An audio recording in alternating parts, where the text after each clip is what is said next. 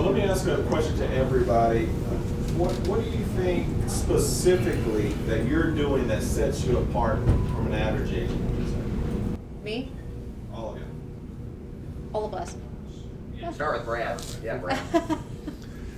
I think the biggest thing that sets me apart from the average agent, not from the superstars that we've all heard from, but from the average Medicare agent, is that I have a process. I have a process that's been learned through tons of video calls and with 360 and conversations with all of you all. But when I go into the appointment, I don't have any question about what I'm going to do. That allows me to focus strictly on the client, because I know all my plans and backwards and forwards in Iowa, and I know exactly what my process is going to be.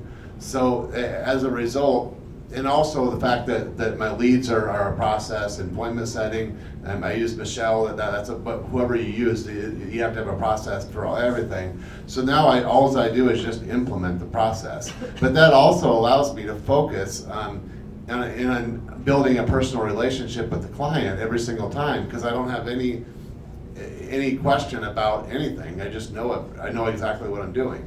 But obviously that took a long time several months. You say a long time. How long did it take before you were that confident?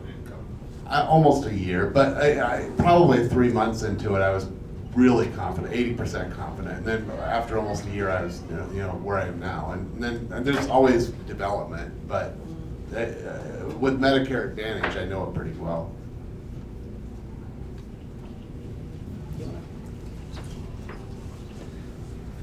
Well, I think for me, what's always worked for me is taking a proven system, like what we've been really talking ver nauseum, and getting that system to work the best for me, and then seeing if I could step it up in every aspect. And so, interesting enough, I think if everybody in here just does what Adam, Ruben, all the other speakers do, depending on your business, if you just follow the model, you don't even have to step it up. But that's what a lot of us have done, and I think that I would say that's been one of my stronger points.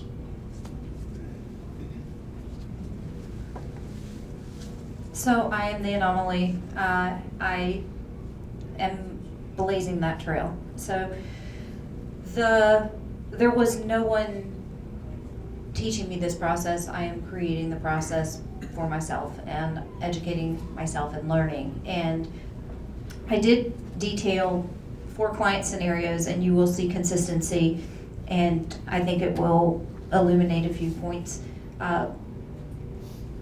David, where's David? Good time? Yep. Okay.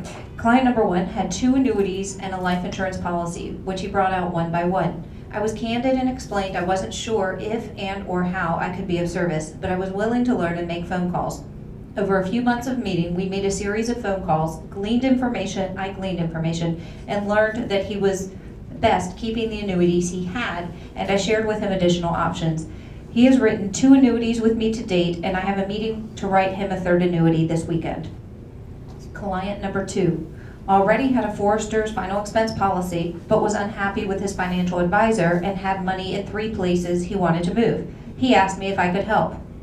Keep in mind, folks, I was a final expense agent. He asked me if I could help. I said yes. We moved money 3 times a month. We moved money 3 times a month apart. I wrote 3 contracts with him. Client number 3 told me she was needing someone like me to work with, but it wasn't the right time. I went by every few weeks, knocked on her door, and then one day she was ready. I wrote 2 contracts with her. And then client number 4, I already detailed you on. So I wrote multiple contracts. One of the points, as I was detailing the clients, is that I wrote multiple contracts with multiple clients, and each client had different sums of money: $10,000, $38,000, $90-some thousand, $100,000, a few $100,000, $400,000, $700,000. people entrusted me with their money. The trust was not the issue, and neither was the fact that I was new. Not a single one of them cared that I was new, and I was totally candid and transparent that I was learning the process as we were going, and I was willing to do the work, and I was willing to do the research, and I would update them every step of the process, where I was at, what I had learned, and I would share with them. And I didn't know these results were coming. I just knew that I had a client in front of me that needed my help and asked me if I was willing to dig my heels in and do the work, and I said yes. And here I am today sharing some words with you to encourage you and to let you know the opportunities are there for you as well with $35 final expense leads. Awesome. Okay, last question I got is, what are a couple must-haves in order to hit the kind of numbers y'all are hitting for these things? Well, my first thing is going to be what you guys have already talked about, which is leads. Without people to see, you can't succeed.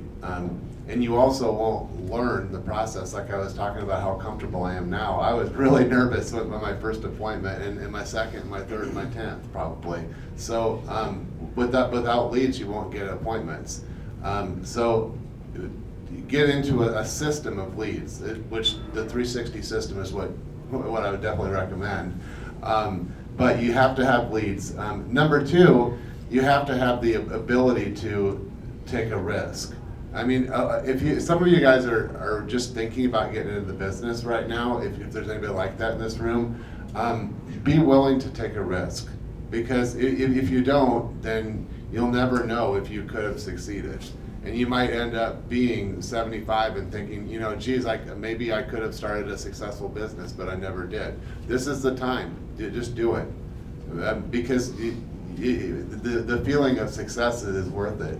And I'm not saying that I'm wealthy, but I feel like I'm succeeding in my business. And I know eventually that will translate into being wealthy. So 10 years from now, I'll have way more money than I ever would have made.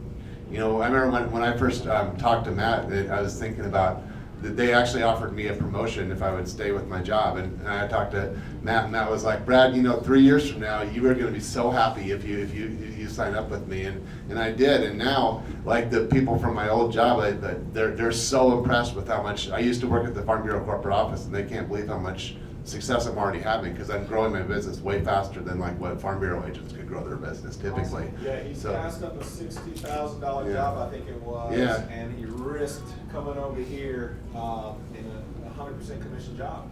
Yeah. But you know, you threw the die, and here you go. Yeah, and then now I'll make more than $60,000 in renewals next year. So.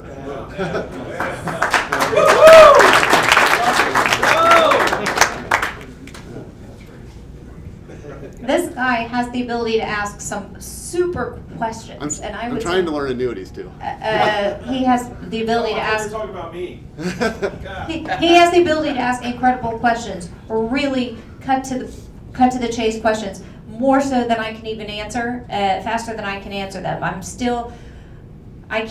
My growth hasn't caught up to the pace of the questions that he asks me. Thank you. So I'm saying that not to make myself sound like an idiot, but just to highlight the fact that he's really intelligent, he's really on point. So I would say, to answer your question, being able to have questions and then having the courage to go to a source and ask them. And he came to me, which in his mind was a good source, but I told him he needs somebody that's more experienced than me to ask the questions to, because I can't give him the answers he's looking for yet. Down the road, hopefully I will, 3-4 years, but not yet.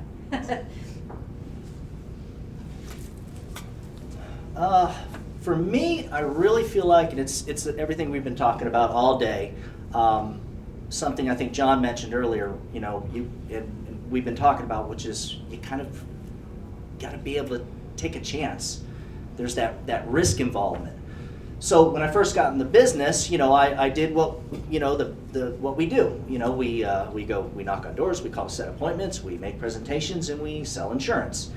And so I think what the two things that really stuck out the most, that changed my life, was the fact that I was willing to do that risk and invest money that I really didn't kind of have. I mean, I was every I was investing money I didn't have, plus the money that was coming back in, into more and more leads. And I even realized at the time, it's like, well, this is kind of a lot more leads than maybe what I need, but let me see the most that I can make out of them. And that second thing was something that I didn't really realize that was going to be the ultimate game changer for me, and that was having that assistant. You know, that I thought I needed an appointment setter. What I ended up with was an assistant that, you know, if it wasn't for me finding that person that I could train, that would work with me, that would do what I taught them to do, I wouldn't, you know, be financially successful, you know, in the way that I am today. So for me, it came to those two things, that just putting that money out, just putting it all out there, 110%, and getting help from somebody, and investing more into that too.